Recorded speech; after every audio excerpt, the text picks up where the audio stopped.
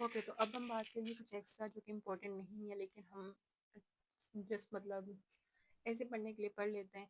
Important नहीं है, कभी पूछे नहीं है, लेकिन अगर कभी पूछे भी जाएँ तो हम इनको कवर कर लें, ठीक है।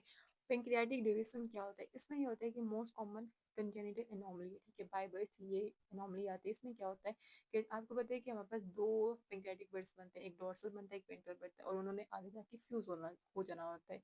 लेकिन इसमें क्या होता है, इस एनोमली में क्या होता है कि एबनॉर्मलिटी में क्या होता है कि आपके दोनों जो डक्स हैं वो आपस में फ्यूज नहीं करती, ठीक है। दो सेपरेट डक्ट्स की तरह ही रहती हैं। तो आपके पास एक डॉर्सल पेंक्रियाटिक डक्ट बनी होती है, एक वेंट्रल पेंक्रियाटिक डक्ट बनी होती है, ठीक है। नॉर्मली क्या होती है, नॉर्मली तो आपके पास वेंट्रल पेंक्रियाटिक डक्ट में बनना था, ठीक है, जो कि नॉर्मल बनती है, मेन पेंक्रियाटिक डक्ट बनती है। अच्छा, जो डॉर्सल होती है उसको आप सेंटोरिनी कहते हैं, और जो वेंट्रल होती है उसको आप विट्सन कहते हैं, ठीक है। उसमें बस ये है कि ये माइनर पेपिला के जरिए से जो है वो ड्रेन करती है बल्क ऑफ पेंक्रियाज को, ये जो है वो मेजर के जरिए से ड्रेन करती है। ये मेजर होती है, इसमें मेन सारा काम इसने करना होता है, ठीक है। लेकिन इसमें क्या होगा कि यहाँ पे नॉर्मली एबनॉर्मलिटी है, तो ये बिल्कुल शॉर्ट रह जाती है, और ये small portion of the head of pancreas को ट्रेन करती है मेजर पेपिला के ऑफ बेटर के जरिए से, जो कि बहुत मसला बनता है। इसका इंसिडेंट 3 to 10% चांसेस होते हैं इसके होने के, ठीक है। क्रोनिक पेंक्रियाटाइटिस के रिस्क को ये बढ़ा देती है। That's all about pancreatic divisum, ठीक है।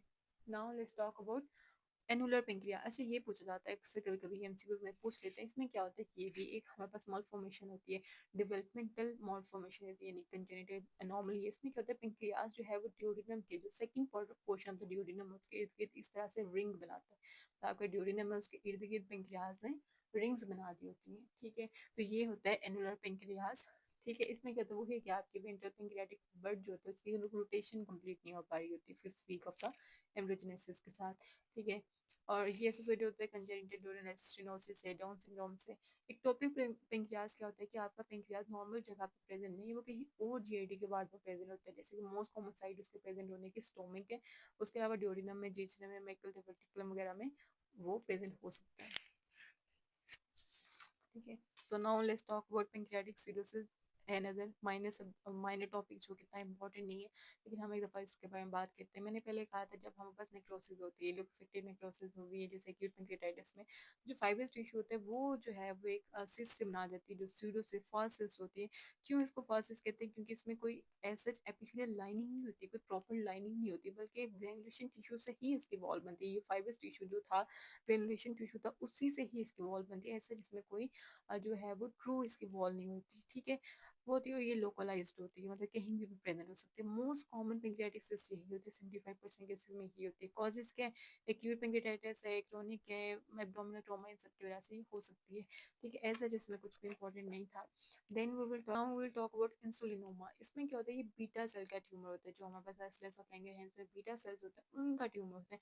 नॉर्मल जो ये बीटा सेल्स होते हैं उन्हें क्या प्रोड्यूस करनी होती है, इंसुलिन सिक्रिएट करनी होती है, ठीक है। अब इंसुलिन जो है वो सिक्रिएट जब कर रहे हैं तो बहुत ज़्यादा आपकी इंसुलिन जो है वो बढ़ जाएगी, क्योंकि उसका ट्यूमर है। ट्यूमर का क्या मतलब है कि आपकी बहुत ज़्यादा बीटा सेल्स की प्रोलिफरेशन हुई है, बहुत ज़्यादा प्रोडक्शन हुई है, अब नॉर्मली अनकंट्रोल, मतलब उसकी जो है वो मल्टीप्लिकेशन हुई है, ठीक है। तो उसकी वजह से क्या, इंसुलिन बहुत ज़्यादा बढ़ जाएगी, ग्लूकोज बहुत कम हो गई, और सी पेप्टाइड बहुत ज़्यादा बढ़ जाता है, ठीक है।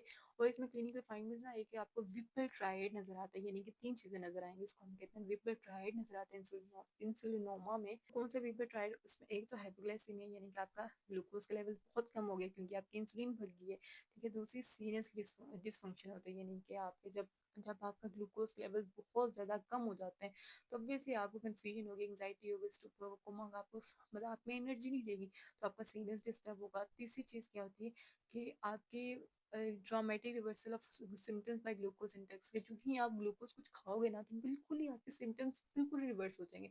एक टाइम पे आप लोगोगे मैं मरने वाली होगी, ठीक है। ऐसा लगेगा कि यार मेरे में कुछ रह ही नहीं गया, बिल्कुल ऐसा लगेगा कि यार मैं ना अभी मरने लगी हूँ, क्योंकि सारी एनर्जी आप में खत्म हो गई है।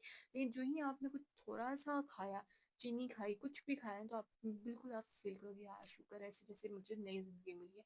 तो बिल्कुल ड्रामेटिक रिवर्सल ऑफ सिम्टम्स आते हैं ग्लूकोज इंटेक से। तो इसमें आपने ये आदत है कि इसमें विपल ट्राइड नजर आते हैं इंसुलिनोमा में, जो कि बीटा सेल का ट्यूमर है, ठीक है। ऐसे जो बाकी आपको सब पता है कि क्या है, ठीक है। एक होता है गेस्ट्रिनोमा। गेस्ट्रिनोमा में क्या होता है कि आपके जी सेल का ट्यूमर होता है। ये जी सेल्स मेनली क्या कहते हैं, उन्होंने गेस्ट्रिन को रिलीज करना होता है, ये मलिग्नेंट ट्यूमर होता है, ठीक है।